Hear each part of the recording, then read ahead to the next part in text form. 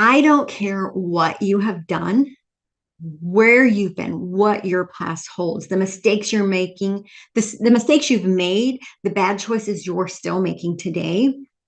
All it takes is one choice to change your entire life and future. And that choice is to follow God and trust Him with what comes next. And I'll be honest, it wasn't an overnight thing. Like I kind of condensed it to give you the short version. There was a lot of mistakes I made along the second half of the story to today. And I still make mistakes, don't get me wrong. But just give God a chance, y'all.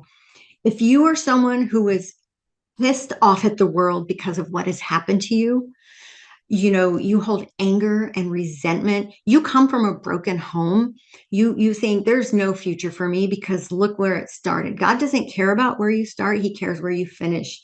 And the way you finish is with Him helping write the script of what comes next, if you will. And it may not all make sense right now. Even along the way, things happen that I, could have taken as a setback. But God kept saying, no, just keep going forward. Just keep trusting me. So my life started with a broken home, with abuse, with, just all those things. And then I've had 5 marriages that ended. Okay, I'm single now at 51 years old, but I've been married 5 times. I've had 3 children from 3 different fathers, all out of wedlock. I was addicted to drugs and alcohol. I was sexually promiscuous. I There's some things that just for the sake of this video I've left out, like things that I've done wrong to other people. And all of these things. And once I just said, God, I'm sorry. Please forgive me. I want something better. It was all gone. My life changed the day I accepted Jesus and decided to walk with Him. And if I can go from all of those things, getting started, when I was a child, I experienced, like many children do, from a family member. And if you're wondering why I didn't say the word, sometimes the algorithm pings on those words and I don't want to risk that. So as a young child, that's what I dealt with that. And then, coming after that, broken home. I mean, it's kind of standard for a lot of people these days, unfortunately. But at that time, it was new. Divorce was not prevalent like it is now. And so I have 2 younger sisters, but my parents split. I ended up living with my dad, which continued that going on. Eventually, I went to live with my mom. Unfortunately, she drank a lot. She had an alcohol problem and she was loving. She didn't abuse us or anything, but struggling with that and having to help raise my younger sisters. So once I entered into my teen years, I had a lot of anger and resentment. And of course, I rebelled like many teenagers do. And mind you, during all of this time, I was not raised in church. My family did not go to church for like 2 years. In one of my dad's wives, he had many wives, which that's kind of hereditary because I ended up doing that too. Husbands, not wives. But I did go to church. I think it was like 6th and 7th grade, went to like church camp, stuff like that. But it was just like a thing to do to get away from home. I wasn't really understanding the whole following Jesus and all of that. So I don't really count that as going to church. I mean, I learned a few things, but it didn't stick.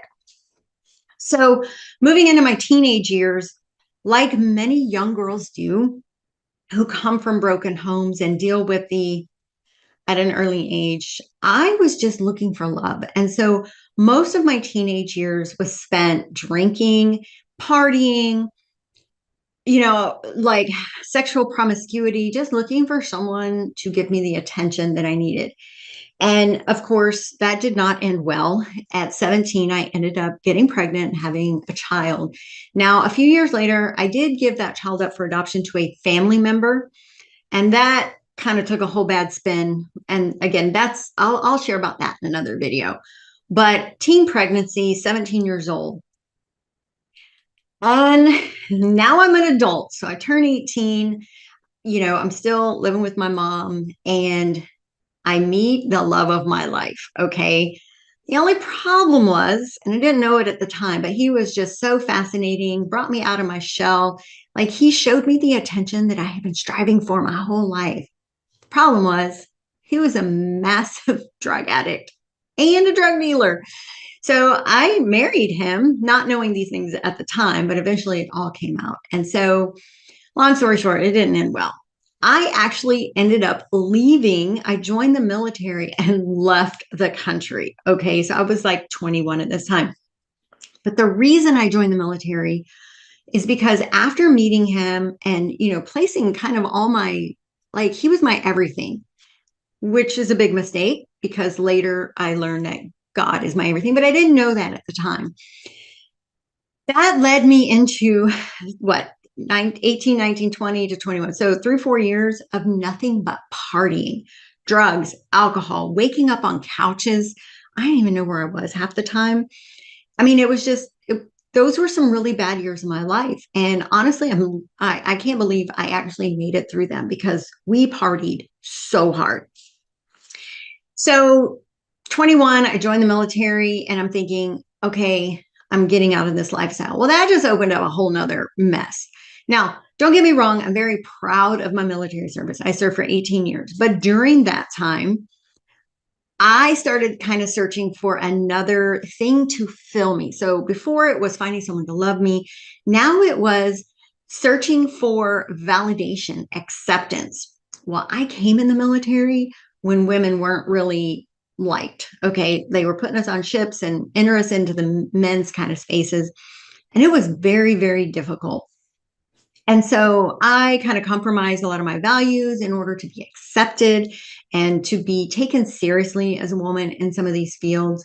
And, that took a toll on me. I dealt with a lot of sexual harassment, a lot of finding out that in order for me to get ahead, like men sort of expected certain things. And I'll be honest, there were times that I caved into that because I wanted to be accepted so bad. And I wanted, to be successful and to prove that I was worthy of the jobs that I was doing. And so also during this time, I had a couple of marriages. Military and marriage don't always work together, but it is what it is. And so during my military time, I was married twice. So this would be my 3 marriages because my first drug dealer and then the 2 during my time. I had 2 children, 2 different fathers, one of which I was not married to. Lots of partying because when I would go on deployment, my child would stay on shore duty with the father. Okay. So lots of partying, just numbing everything and still striving to be accepted in this environment. I so wanted validation to prove my worth, that I am worthy of the job. I'm worthy of, being advanced to the next level. I just wanted validation because my whole life, my parents divorcing and just all the things, I just never felt worthy. I never felt loved. And so I was searching for these things in the world. And of course, didn't find them. I didn't know this at the time. But so military career ends, a lot of things happened. I actually became addicted to prescription medication at this point. And I had 2 small children at home and the military just kicked me out. Like they were done with me. It was a medical, so I did get some benefits, but they literally just pushed me out the door. 18 years of service. And they just, we're done with you. And so that was a big blow to my ego, big blow to my self-esteem. And, I was angry. I was so angry and so bitter. And this happy person that people know today would not recognize the person that I was at that time.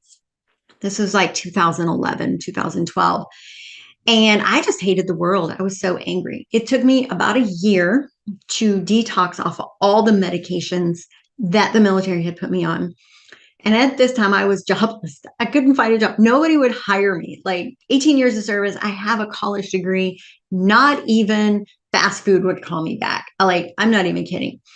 And, I still had a kid, or had two kids, and I had a house, a mortgage, I had bills, and I refused to go back into the welfare system. So I started mowing yards in my neighborhood. I literally mowed every yard in my neighborhood. Started doing some little landscaping jobs for a few neighbors and stuff. And that's how I paid my mortgage until I finally got hired on with what's called the Texas Veterans Commission, which is a veteran organization helping veterans back into the workforce, which was kind of ironic. But so that kind of worked for a while. And now I had purpose again, but I was putting everything into that. So now I was being still filled by this like job. Okay. Like these veterans need me, the job needs me. And I was still left empty. And my medical issues, I have a lot of medical issues, started creeping up again. And eventually I had to let go of that job. So here I was, jobless again. Enter ex-husband number 4, who actually turned out to be a bipolar crack addict. And I didn't know it at the time, but the things he was offering me were the things I was missing, that fulfillment. I was trying to fill these voids my whole life up until this point. So 40 something years of trying to fill a void that ended in destruction.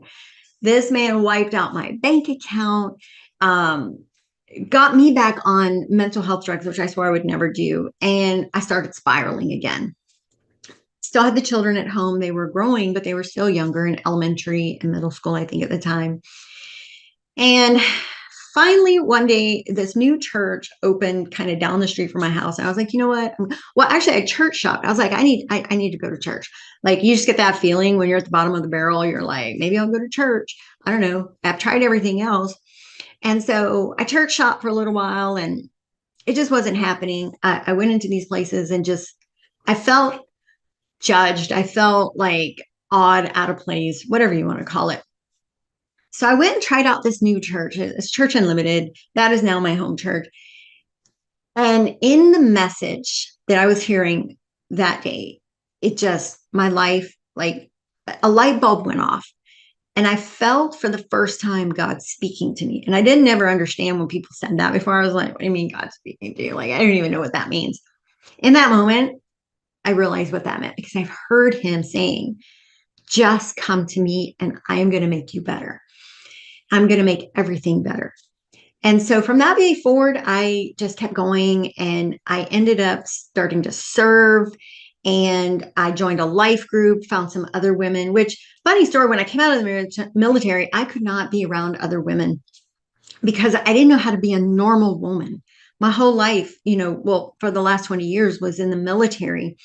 And so that military transition out was difficult anyway, because, just the wounds of war and all that stuff. But I didn't know how to be a woman, like a woman in normal terms. Like when I would be around these women, I really just wanted to, because the things they talked about, I was like, oh my gosh, I can't do this anymore. And so I didn't know how to interact with society, honestly, which is funny now because people are like, really? Because you never shut up now. But in those times, I was, social anxiety for me was a big thing.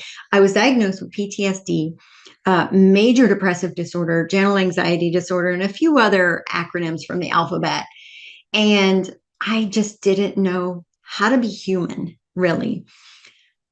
But after a few sermons at this church, each time I would go, my mind would open a little more and a little more. And I started serving. I would use the get connected, like people come to church and ask questions, like how do I do whatever. And I had this list, and it was funny. They wanted me to do the door greeter. And I was like, I can't do that. I can't make small talk with people, but I know how to tell people what to do. And if you give me a cheat sheet, I can totally give directions.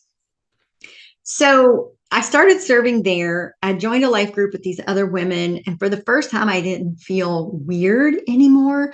Like these women were so welcoming and loving on me and didn't judge me. Within a few months, I was actually kind of running the whole front, greeter, everything. Like I could greet, I could do doors, I could do whatever. Because I started kind of opening up a little each time, and God is like, no, I got you. No, I got you. So then I joined another life group. Now, at this point, I don't have a job. still, because I had left the Texas Veterans Commission because of my medical issues. So I was still doing the yard mowing and just little side jobs and things like that.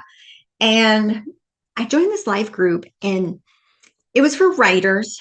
And I had been learning all of this technology stuff like blogging and, how to create a website, stuff like that. I just been learning it because I didn't have anything else to do with my time other than be home. And when it would get too hot in the summer, I could only mow yards in the morning or in the late evening. So during the day, it's like, okay, let's get on the computer. Well, the people in this life group suggested to me that I start sort of a coaching program to help Christian writers learn how to do the tech stuff to take their writing to the online space. And at first I was like, whatever, shut your face. Okay. Like, I barely just became a Christian. I barely know a few Bible verses. You want me to lead other Christians who are really like, in my mind, thinking these are like really good Christians because they've been Christians for a while and they know what they're doing. Of course, none of us know what we're doing. I know this now, but as a new Christian, these are things I was thinking. So long story short, in let's see, December of 2018, I started what is now my ministry. And in the 5 years since we've started, I have been blessed with this opportunity to I have 3 websites. Okay. I have a teaching platform, a YouTube channel. Actually, I have 2 YouTube channels now, and digital products and just all these things. And I am able to minister and connect with women all over the planet, y'all.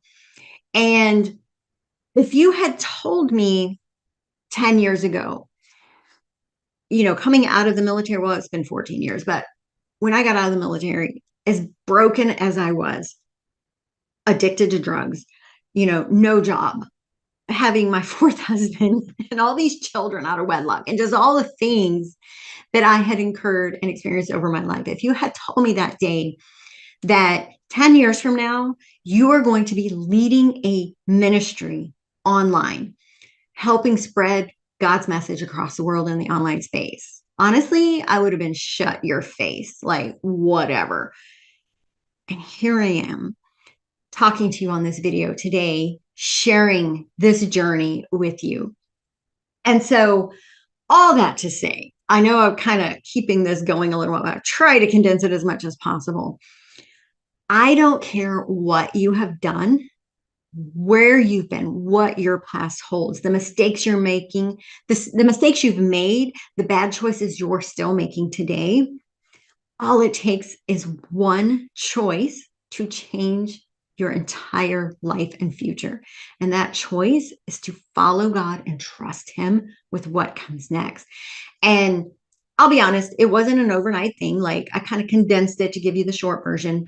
There was a lot of mistakes I made along the second half of the story to today. And I still make mistakes, don't get me wrong, but just give God a chance, y'all. If you are someone who is pissed off at the world because of what has happened to you, you hold anger and resentment, you come from a broken home, you think there's no future for me because look where it started. God doesn't care about where you start, He cares where you finish. And the way you finish is with Him helping write the script of what comes next, if you will. And it may not all make sense right now. Even along the way, things happen that I, could have taken as a setback. But God kept saying, no, just keep going forward. Just keep trusting me. So my life started with a broken home, with abuse, with, just all those things. And then I've had 5 marriages that ended. Okay, I'm single now at 51 years old, but I've been married 5 times. I've had 3 children from 3 different fathers, all out of wedlock. I was addicted to drugs and alcohol. I was sexually promiscuous. There's some things that just for the sake of this video, I've left out, like things that I've done wrong to other people and all of these things. And once I just said, God, I'm sorry, please forgive me, I want something better, it was all gone. My life changed the day I accepted Jesus and decided to walk with Him. And if I can go from all of those things, broken, beaten down, no hope. Oh, one thing I did forget, I had a unalive attempt earlier in my military career, actually. Um, Obviously it didn't end well, or it ended well. Like I'm still here. But if you've ever been at the bottom of that barrel, thinking there's no hope, it's because you were looking for that hope in the things of this world. You were trying to fill that void, whatever that void is. That void can be anything. I had a lot of voids, unfortunately, because of my, younger years, how my family and just the different things. But I was always chasing worldly things to fill that void. And the moment I decided to fill that void with God, everything changed. And it can change for you too if you will just take that first step and accept Him and invite Him into your heart and start making. It's never going to be perfect, but every day you strive a little harder to follow Him, to listen to Him, to listen for Him, and lean into where He is guiding you, not where you think you need to be. Anything is possible once you bring Jesus into your life. So that is my story. I hope it wasn't too long. And I really, truly hope that somebody watching this today can resonate with something, broken home, the, multiple marriages, children out of wedlock, alcohol, abuse, addiction, all of those things. And because of God, I'm still standing. Not only am I still standing, but He is using me to further the mission of His kingdom. That what I do now is online ministry. I mean, this video and my channel here is just one part of it. And so you don't know what God has planned for you until you give Him a try. So that is all.